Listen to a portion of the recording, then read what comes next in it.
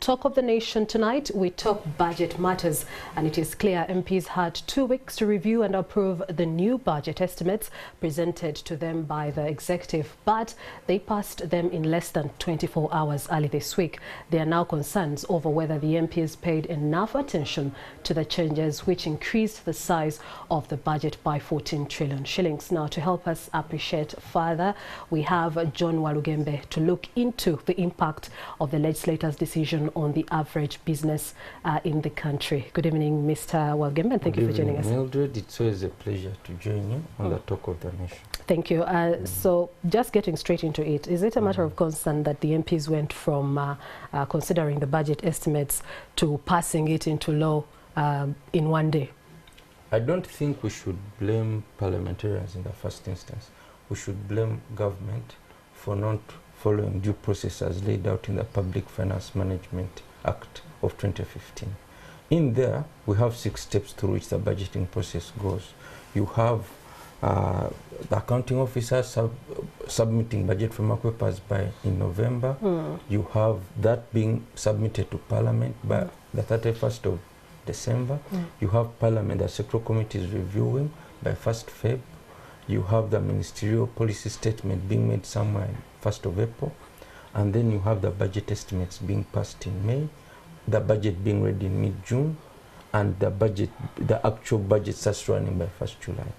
Now what happens is that you are allowed, government can bring corrigienda, meaning an amendment. Yes. But you can't bring an amendment that raises the budget by 36%. I think this is unprecedented, because in this case, the budget rose from 58.34 trillion to 72.13 trillion. Okay. Now, some of the issues that are going to be funded through the corrigienda are fine. We agree with them. For instance, elections, national IDs. These are issues that are important and people will agree with. You know, AFCON, the stadia that are meant to be built. And then, but you also have some that we think are not really, shouldn't be prioritized. You know, that includes, for instance, the money that's going towards cultural leaders, the 30 billion. You know, each cultural leader will be paid, I think, 60 million shillings per month. And to your view, that is being extravagant? You know, it's like saying I've started my own religion, and then the government should pay me because I'm Apostle X. If you have a cultural institution, say the Banyala or whoever, those people who believe in that cultural institution should raise the money. If the cultural institution can't raise that money, it means it's irrelevant. Exactly. So that's why we have freedom of us. Otherwise, all of us will start setting up our chiefdoms and demanding that government pay us. Okay, so now some people have indicated that this, you've clearly stated them, is a reflection of, you know, of the very ambitious targets of the government. What are some of those salient factors that are to look out for in this new budget? In terms of opportunities? Yes. Well, government wants to raise about 32 trillion. 0.2 trillion through domestic, from domestic sources, so it means is really going to be tough on businesses. But also within the budget, there are some opportunities that businesses can look out for. Yes. If you look at issues around human capital development, that's education, that's health, government is allocating about 9.9 trillion shillings. So it means that if you're a business and you're investing in education and health, there is money that you can take advantage of. Then government is investing in about 9.1 trillion in security and governance. Government is investing about 5.1 trillion in transportation and infrastructure. And it's investing 2 trillion in private sector development. So these are the priorities. And for businesses out there, they should position themselves accordingly. Yes. And so you mentioned about the hospitals on the roads, and are there any other you know, benefits when it comes to the business community in that regard? For the budget? Yes. No, the whole budget is about taxes and spending. Yes. It's about how government is going to raise money, and it's about how government is going to spend. We can complain to government about taxes, change this, change that and stuff. That discussion now has ended because the budget has been passed. But now the next phase is about benefiting from the money that you pay. Because after that money is collected, government proceeds to spend that money. Okay. So we are telling SMEs, don't go to sleep. After you've paid tax, you need to also go and make sure you benefit from public procurement. Okay. This is how the equation can get balanced.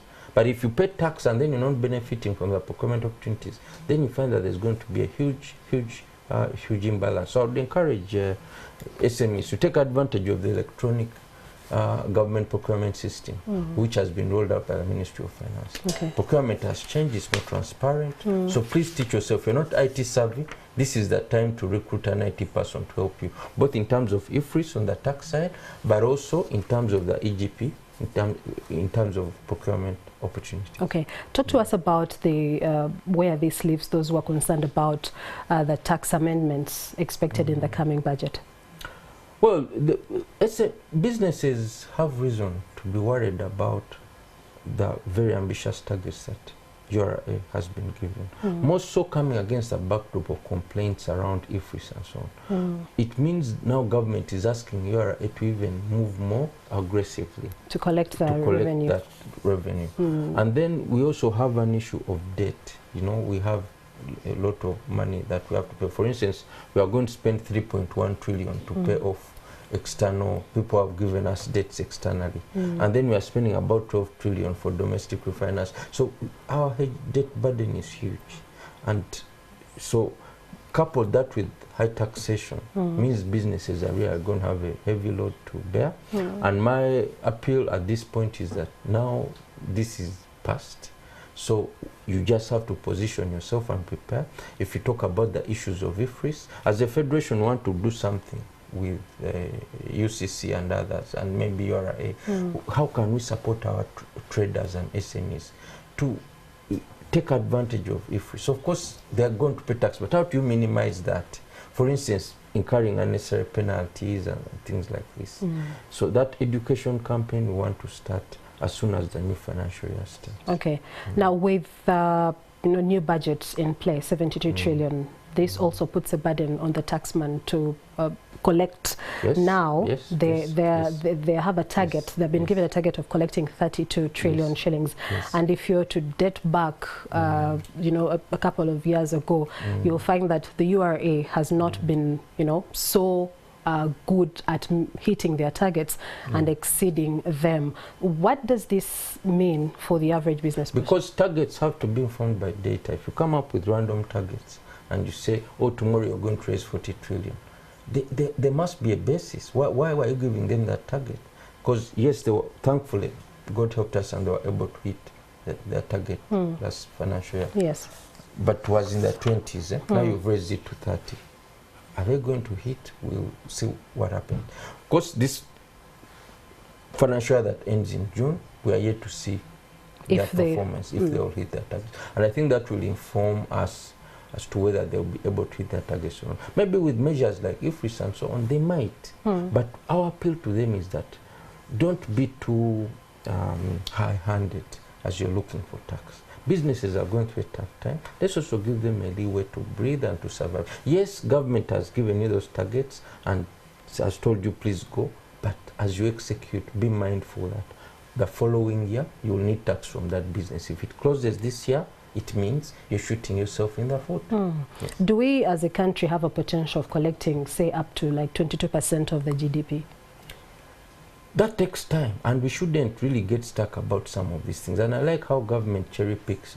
When we are talking about debt to GDP ratio, they say, well, don't worry about the 50% debt to GDP ratio. That thing is, it's just indicative. But then when it comes to tax, they're like, no. And for any country to develop, you must hit a tax to GDP ratio of 20% or whatever.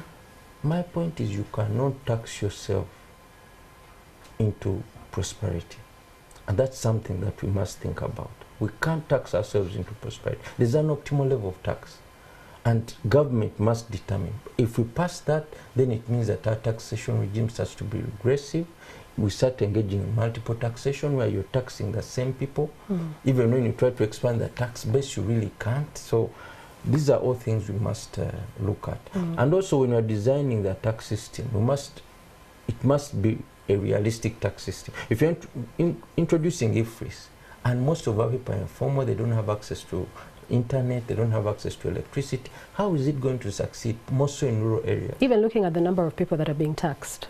the population that is able to pay taxes as well. And that's very important, the ability to pay. Because you know, people just want numbers. Because someone was saying URA has a tax register of over 3 million, but who is paying tax? 1 million. So the other 2 million are simply redundant. They don't have money. Yes, they have a team, but they don't have money. Yes. So we must also look at those, the ability of taxpayers to pay. Okay. Then you have frequently... And I'm happy that government is allocating 2 trillion for private sector development, because this is critical. Because then it helps to build those SMEs and those businesses that will eventually pay tax. Okay. All right. So as you conclude this conversation, you know, with the business community at odds with the tax collector, what advice would you give a businessman who wants to stay out of trouble, first of all? You can't fight the tax collector. Once the law is passed, you can't fight the tax collector. It's a losing battle. So I think what, as business people, we ought to do is to position ourselves. Of course, as we appeal, as we try to tell government, please, can we make this fairer? We must make sure that we position ourselves squarely in the new regime. And what I need to tell our businesses, ICT is taking a very central role, not just in taxation, but in procurement, but also in other government services. How are we going to get a passport without going online and stuff like that? So it means, as a business person, let's use this year to reposition. Some of you may have been opposed to IFRIS, but IFRIS is going nowhere. So what do we do to survive? Because IFRIS is here. You don't want to be a casualty of government policy. Right. Yes. And to the taxpayer, the URA, I've already appealed to them, please be humane, don't be high-handed. The complaints that we raised about how you are handling the traders, those remain, and we appeal to you to make sure that as you execute your mandate, you do it in a reasonable way. If you're looking for IFRIS and VAT compliance, leave customers alone. Customers are not VAT registered. Don't compulsorily register people that don't fit within the VAT bracket.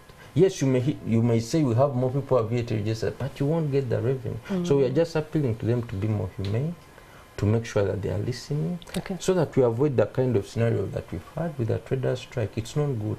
The country loses, the traders lose, URA loses. Let's try to ensure that we engage in more dialogue. All right.